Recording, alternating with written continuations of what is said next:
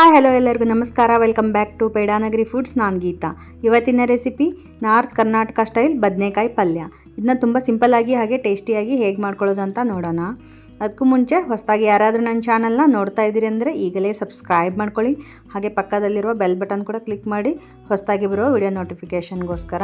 ಹಾಗೆ video ಇಷ್ಟವಾಗಿದ್ದರೆ please ಒಂದು like ಮಾಡಿ, ಶೇರ್ ಮಾಡಿ, ಕಮೆಂಟ್ಸ್ ಮಾಡಿ. ಸೊ ಬನ್ನಿ, ಆಗಿದ್ದರೆ ಇವತ್ತಿನ ರೆಸಿಪಿ ಉತ್ತರ ಕರ್ನಾಟಕದ ಫೇಮಸ್ ಆಗಿರ್ತಕ್ಕಂಥ ಈ ಬದನೆಕಾಯಿ ಪಲ್ಯನ ತುಂಬ ರುಚಿಯಾಗಿ ಹೇಗೆ ಮಾಡ್ಕೊಳ್ಳೋದಂತ ನೋಡ್ಕೊಳ್ಳೋಣ. ಮೊದಲಿಗೆ ನಾನಿಲ್ಲಿ ಒಂದು 1/2 kg ಅಷ್ಟು ಬದನೆಕಾಯಿನ ತೊಗೊಂಡಿದ್ದೀನಿ. ಫ್ರೆಶ್ ಆಗಿರತಕ್ಕಂಥ ಬದನೆಕಾಯಿ, ಪರ್ಪಲ್ ಕಲರ್ದು ತೊಗೊಂಡಿದ್ದೀನಿ. ಇದರಲ್ಲೇ ನೀವು ಗ್ರೀನ್ ಆಗಿ ಬರುತ್ತೆ, ಗ್ರೀನ್ ಆ್ಯಂಡ್ ವೈಟ್ ಮಿಕ್ಸ್ ಇರೋ ಅಂಥದ್ದು. ಸೊ ನೀವು ಅದನ್ನು ಬೇಕಾದರೂ ಕೂಡ ತೊಗೋಬೋದು. ಬಟ್ ಬದನೆಕಾಯಿ ಚೂಸ್ ಮಾಡಬೇಕಾದ್ರೆ ಎಳೆಯದಿರ್ತಕ್ಕಂಥ ಬದನೆಕಾಯಿ ತೊಗೊಂಡ್ರೆ ಪಲ್ಯ ಮಾಡಿದಾಗ ತುಂಬ ರುಚಿಯಾಗಿರುತ್ತೆ. ಸೊ ಈ ಥರ ಅದನ್ನು ಕಟ್ ಮಾಡ್ಕೋಬೇಕು. ಸೊ ನಾರ್ತ್ ಕರ್ನಾಟಕ ಸ್ಟೈಲಲ್ಲಿ ಮಾಡ್ತಾ ಇರೋದ್ರಿಂದ ಪೀಸಸ್ಗಳು ಸ್ವಲ್ಪ ದೊಡ್ಡದಾಗೇ ಇರುತ್ತೆ. ಸೊ ನಾನು ಇಲ್ಲಿ ವಿಡಿಯೋದಲ್ಲಿ ತೋರಿಸ್ತಾ ಇದ್ದೀನಲ್ಲ, ಈ ರೀತಿ ಕಟ್ ಮಾಡಿ ಒಂದು ಬೌಲ್ಗೆ ನೀರನ್ನು ಹಾಕಿಬಿಟ್ಟು ಸ್ವಲ್ಪ ನೀರಿಗೆ ಸ್ವಲ್ಪ ಉಪ್ಪನ್ನು ಹಾಕಿಬಿಟ್ಟು ಈ ಥರ ಕಟ್ ಮಾಡಿ ಹಾಕ್ಕೊಳ್ಳಿ. ಅಂದರೆ ಬದನೆಕಾಯಿ ಕಪ್ಪಾಗೋದಿಲ್ಲ ಕಟ್ ಮಾಡಿದ ತಕ್ಷಣ ಹಾಕಿದರೆ. ಸೊ ತುಂಬ ಫ್ರೆಶ್ ಆಗಿರುತ್ತೆ. ನೋಡ್ತಾ ಇರ್ಬೋದು ನೀವು ಇಲ್ಲಿ ಈ ರೀತಿಯಾಗಿ ಕಟ್ ಮಾಡಿ ಸೈಡ್ಗೆ ಎತ್ತಿಟ್ಕೊಳ್ಳಿ. ಹಾಗೆ ನಾನು ಗ್ಯಾಸ್ ಮೇಲೆ ಒಂದು ಫ್ರೈಯಿಂಗ್ ಪ್ಯಾನ್ ಇಟ್ಕೊಂಡಿದ್ದೀನಿ. ಅದಕ್ಕೆ 2 ಟೇಬಲ್ ಸ್ಪೂನು ಆಯಿಲ್ ಹಾಕ್ಕೊಂಡೆ. ಆಯಿಲ್ ಬಿಸಿ ಆದ ತಕ್ಷಣ 1 ಟೀ ಸ್ಪೂನಷ್ಟು ಸಾಸಿವೆ ಹಾಕ್ಕೊಂಡು, ಸಾಸಿವೆ ಎಲ್ಲ ಸಿಡಿದ ನಂತರ 1 ಟೀ ಸ್ಪೂನು ಜೀರಿಗೆ ಹಾಕ್ಕೊಳ್ತಾ ಇದ್ದೀನಿ. ಜೀರಿಗೆ ಎಲ್ಲ ಫ್ರೈ ಆದ ನಂತರ ನಾನಿಲ್ಲಿ ಒಂದು 2 ದೊಡ್ಡ ಆನಿಯನನ್ನು ಸ್ಲೈಸ್ ಆಗಿ ಈ ಥರ ಕಟ್ ಮಾಡಿ ಹಾಕ್ಕೊಂಡಿದ್ದೀನಿ. ಸೊ ಅದಕ್ಕೆ ಸ್ವಲ್ಪ ಕರಿಬೇವಿನ ಸೊಪ್ಪು ಹಾಕ್ಕೊಂಡ್ಬಿಟ್ಟು ಈ ಥರ ಮೀಡಿಯಮ್ ಟು ಲೋದಲ್ಲೇ ಇಟ್ಕೊಂಡು ಫ್ರೈ ಮಾಡ್ಕೋಬೇಕು. ನೋಡ್ತಾ ಇರ್ಬೋದು ಈ ಥರ ಟ್ರಾನ್ಸ್ಪರೆಂಟ್ ಆಗಿ ಫ್ರೈ ಆಗಬೇಕು. ಈರುಳ್ಳಿ ಎಲ್ಲ ಫ್ರೈ ಆದ ನಂತರ ನಾವೇನು ಬದನೆಕಾಯಿ ಕಟ್ ಮಾಡಿ ಇಟ್ಟಿದ್ವಲ್ಲ ಅದನ್ನು ಕೂಡ ಹಾಕ್ಕೊಂಡು, ಸೊ ಇಲ್ಲಿ ನಾನು 1 ಟೀ ಸ್ಪೂನು ಅರಿಶಿನ ಪುಡಿ ಹಾಕ್ಕೊಳ್ತಾ ಇದ್ದೀನಿ. ಹಾಗೆ 1 ಟೀ ಸ್ಪೂನು ಧನಿಯಾ ಪೌಡರ್. ಹಾಗೆ ನಾನಿಲ್ಲಿ ಹಸಿ ಮೆಣಸಿನ್ಕಾಯಿನ ಪೇಸ್ಟ್ ಮಾಡಿಬಿಟ್ಟು ಹಾಕ್ಕೊಳ್ತಾ ಇದ್ದೀನಿ 1 ಟೇಬಲ್ ಸ್ಪೂನಷ್ಟು. ಈ ರೆಸಿಪಿನ ನಾರ್ತ್ ಕರ್ನಾಟಕ ಸ್ಟೈಲಲ್ಲಿ ಮಾಡ್ತಾ ಇರೋದ್ರಿಂದ ಹಸಿ ಮೆಣಸಿನ್ಕಾಯಿ ಪೇಸ್ಟನ್ನೇ ಹಾಕ್ಕೋಬೇಕಾಗತ್ತೆ. ಸೊ ನೀವು ಹಸಿ ಮೆಣಸಿನ್ಕಾಯಿ ಬದಲಾಗಿ ಕೆಂಪು ಖಾರದ ಪುಡಿನೂ ಹಾಕ್ಕೋಬೋದು. ಬಟ್ ಟೇಸ್ಟ್ ಸ್ವಲ್ಪ ಡಿಫ್ರೆಂಟ್ ಆಗಿರುತ್ತೆ. ಸೊ ಹಾಗೆ ನಾವು ರುಚಿಗೆ ತಕ್ಕಷ್ಟು ಉಪ್ಪನ್ನು ಹಾಕ್ಕೊಂಡ್ಬಿಟ್ಟು ಇದನ್ನು ಒಂದು ಚೆನ್ನಾಗಿ ಮಿಕ್ಸ್ ಮಾಡಿಬಿಟ್ಟು, ಹಾಗೆ ನಾನು ಇಲ್ಲಿ 1 ಟೇಬಲ್ ಸ್ಪೂನಷ್ಟು ಹುಣಸೆ ಹಣ್ಣಿನ ರಸ ಕೂಡ ಹಾಕ್ಕೊಂಡು, ಆಮೇಲೆ ಇದಕ್ಕೆ ಬೇಕಾಗುವಷ್ಟು ನೀರನ್ನು ಹಾಕ್ಕೊಂಡ್ಬಿಟ್ಟು, ಅಂದರೆ ಕುದಿಲಿಕ್ಕೆ ಬೇಕಾದಷ್ಟು ನೀರನ್ನು ಹಾಕ್ಕೊಂಡ್ಬಿಟ್ಟು ಇದನ್ನು ಒಂದು ಸಲ ಚೆನ್ನಾಗಿ ಮಿಕ್ಸ್ ಮಾಡ್ಕೋಬೇಕು. ಸೊ ನೀವು ನೋಡ್ಕೊಂಡ್ಬಿಟ್ಟು ನೀರನ್ನು ಹಾಕ್ಕೊಳ್ಳಿ, ಗ್ರೇವಿ ಎಷ್ಟು ಬೇಕು ಅಷ್ಟು ನೋಡಿಕೊಂಡು. ಹಾಗೆ ಅದಕ್ಕೆ ಒಂದು ಲಿಡ್ ಮುಚ್ಚಿಬಿಟ್ಟು ಒಂದು 2 ರಿಂದ 3 ನಿಮಿಷ ಇದನ್ನು ಕುಕ್ ಮಾಡ್ಕೋಬೇಕಾಗತ್ತೆ. ಹಾಗೆ ಮಧ್ಯದಲ್ಲಿ ಮುಚ್ಚಳ ಓಪನ್ ಮಾಡಿಬಿಟ್ಟು ಈ ಥರ ಮಿಕ್ಸ್ ಮಾಡ್ತಾ ಇರಿ, ಅಂದರೆ ತಳ ಹಿಡಿಯೋದಿಲ್ಲ. ಸೊ ಇವಾಗ ನೋಡ್ತಾ ಇರ್ಬೋದು ಬದನೆಕಾಯಿ ಕೂಡ ಚೆನ್ನಾಗಿ ಕುಕ್ ಆಗಿದೆ.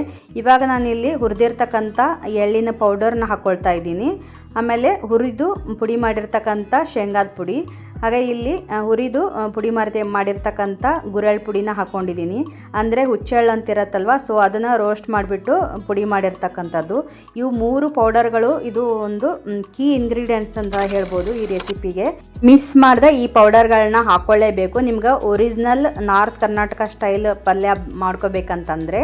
ಸೊ ಇವಾಗ ಎಲ್ಲ ಪೌಡರ್ಗಳನ್ನೂ ಹಾಕಿಬಿಟ್ಟು ಈ ರೀತಿ ಮಿಕ್ಸ್ ಮಾಡಿ ಒಂದು ಸಲ ಮುಚ್ಚಳ ಮುಚ್ಚಿ ಒಂದು 30 ಸೆಕೆಂಡ್ಸ್ ಬೇಯಿಸ್ಕೊಂಡ್ರೆ ನಿಮ್ಗೆ ಒಳ್ಳೆ ಒಂದು ನಾರ್ತ್ ಕರ್ನಾಟಕ ಸ್ಟೈಲಲ್ಲಿ ಬದನೆಕಾಯಿ ಪಲ್ಯ ರೆಡಿಯಾಗೋಯ್ತು. ನೋಡ್ತಾ ಇರ್ಬೋದು ನೀವು ಇಲ್ಲಿ ಪರ್ಫೆಕ್ಟ್ ಕುಕ್ ಆಗಿದೆ. ನೋಡ್ತಾ ಇರ್ಬೋದು ಗ್ರೇವಿ ಈ ರೀತಿಯಾಗಿರಬೇಕು.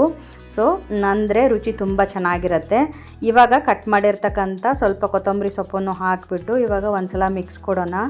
ನಾನಿಲ್ಲಿ ಒಂದು ಇಂಗ್ರೀಡಿಯೆಂಟನ್ನು ಮರೆತೋಗ್ಬಿಟ್ಟಿದ್ದೆ, ಸ್ವಲ್ಪ ಬೆಲ್ಲ ಕೂಡ ಹಾಕ್ಕೋಬೇಕು ಇದಕ್ಕೆ. ಸೊ ನೀವು ಎಲ್ಲ ಪೌಡರ್ಗಳನ್ನ ಹಾಕ್ತಿರಲ್ಲ ಆವಾಗಲೇ ಸ್ವಲ್ಪ ಬೆಲ್ಲ ಕೂಡ ಹಾಕಿ, 1 ಟೇಬಲ್ ಸ್ಪೂನಷ್ಟು ಬೆಲ್ಲ ಕೂಡ ಹಾಕಿ ಇದನ್ನು ಒಂದು 30 ಸೆಕೆಂಡ್ಸ್ ಬೇಯಿಸ್ಕೊಂಬಿಡಿ. ಸೊ ನಾನು ಮರೆತೋಗಿದ್ದರಿಂದ ಇವಾಗ ಹಾಕಿ ಸೊ ಒಂದು ಸಲ ಮಿಕ್ಸ್ ಮಾಡ್ತಾಯಿದ್ದೀನಿ ಲೋ ಫ್ಲೇಮಲ್ಲಿ ಇಟ್ಕೊಂಡ್ಬಿಟ್ಟು. ಸೊ ಇದು ಬೆಲ್ಲ ಹಾಕೋದ್ರಿಂದ ಒಂದು ಒಳ್ಳೆ ಟೇಸ್ಟ್ ಕೊಡುತ್ತೆ. ಸೊ ಮಿಸ್ ಮಾಡಿದೆ ಅದನ್ನು ಕೂಡ ಸ್ವಲ್ಪ ಆ್ಯಡ್ ಮಾಡಿ. ನೋಡ್ತಾ ಇರ್ಬೋದು ನೀವು ಇಲ್ಲಿ ಎಷ್ಟು ಚೆನ್ನಾಗಿ ಒಂದು ಒರಿಜಿನಲ್ ನಾರ್ತ್ ಕರ್ನಾಟಕ ಸ್ಟೈಲಲ್ಲಿ ಬದನೆಕಾಯಿ ಪಲ್ಯ ರೆಡಿಯಾಗಿದೆ. ಹಾಗೆ ನೀವು ನಾರ್ತ್ ಕರ್ನಾಟಕ ಕಡೆಗಳೆಲ್ಲ ಮದುವೆಗಳೆಲ್ಲ ಆಗಿರ್ಬೋದು, ಹಾಗೆ ಬಸವೇಶ್ವರ ಖಾನಾವಳಿ ಅಂತಿರುತ್ತೆ, ಲಿಂಗಾಯತ್ ಖಾನಾವಳಿ ಅಂಥೇಳಿ, ಅಲ್ಲಿ ಕೂಡ ಇದೇ ರೀತಿ ಬದನೆಕಾಯಿ ಪಲ್ಯ ಮಾಡೋದು. ಮನೆಗಳಲ್ಲಿ ಕೂಡ ಇದೇ ರೀತಿ ಬದನೆಕಾಯಿ ಪಲ್ಯ ಮಾಡೋದು. ಸೊ ಇದು ರೊಟ್ಟಿ ಜೊತೆಗಾಗಿರ್ಬೋದು, ಜೋಳದ ರೊಟ್ಟಿಗೆ, ಸಜ್ಜೆ ರೊಟ್ಟಿಗೆ, ಹಾಗೆ ಚಪಾತಿಗೆ ಬೆಸ್ಟ್ ಕಾಂಬಿನೇಷನ್ ಅಂತ ಹೇಳ್ಬೋದು.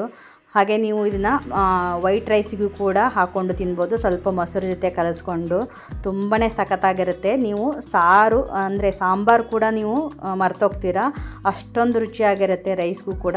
ನಾನಿಲ್ಲಿ ಯೂಸ್ ಮಾಡಿರ್ತಕ್ಕಂಥ ಪಲ್ಯದ ಪುಡಿಗಳು ನಿಮ್ಗೆ ಬೇಕಿದ್ದರೆ ನನಗೆ ಕಮೆಂಟ್ ಸೆಕ್ಷನಲ್ಲಿ ತಿಳಿಸಿ. ಸೊ ನೆಕ್ಸ್ಟ್ ವಿಡಿಯೋಗಳಲ್ಲಿ ಆ ರೆಸಿಪಿನೂ ಕೂಡ ನಾನು ಶೇರ್ ಮಾಡ್ತೀನಿ. ಸೊ ಈ ಬದನೆಕಾಯಿ ಪಲ್ಯನ ಸಜ್ಜೆ ರೊಟ್ಟಿಯೊಂದಿಗೆ ಸರ್ವ್ ಮಾಡ್ತಾ ಇದ್ದೀನಿ.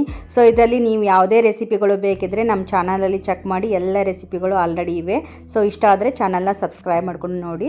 ಸೊ ನೋಡಿದ್ರಲ್ಲ, ಸಖತ್ ಟೇಸ್ಟಿಯಾಗಿ ಹಾಗೆ ಅಷ್ಟೇ ಸಿಂಪಲ್ ಆಗಿ ಮಾಡ್ಕೊಳ್ಳೋವಂಥ ನಾರ್ತ್ ಕರ್ನಾಟಕ ಸ್ಟೈಲ್ ಬದನೆಕಾಯಿ ಪಲ್ಯ ರೆಡಿ ಆಗೋಯ್ತು. ತುಂಬ ಸಿಂಪಲ್ ಆಗಿ ಮಾಡ್ಕೊಳ್ಳೋವಂಥದ್ದು, ತುಂಬಾ ರುಚಿಯಾಗಿರುತ್ತೆ. ನೀವು ಬೇಕಾದರೆ ಒಂದ್ಸಲ ಟ್ರೈ ಮಾಡಿ ನೋಡಿ, ಹಾಗೆ ಹೇಗೆ ಬಂತು ಅಂತ ಕಮೆಂಟ್ ಮಾಡಿ ತಿಳಿಸಿ. ಹಾಗೆ ವಿಡಿಯೋಗೊಂದು ಲೈಕ್ ಮಾಡಿ. ಮತ್ತೊಂದು ಇಂಟ್ರೆಸ್ಟಿಂಗ್ ರೆಸಿಪಿಯೊಂದಿಗೆ ಮತ್ತೆ ಬರ್ತೀನಿ. ಅಲ್ಲಿವರೆಗೂ take care, bye bye, thank you, keep watching Pedanagari foods.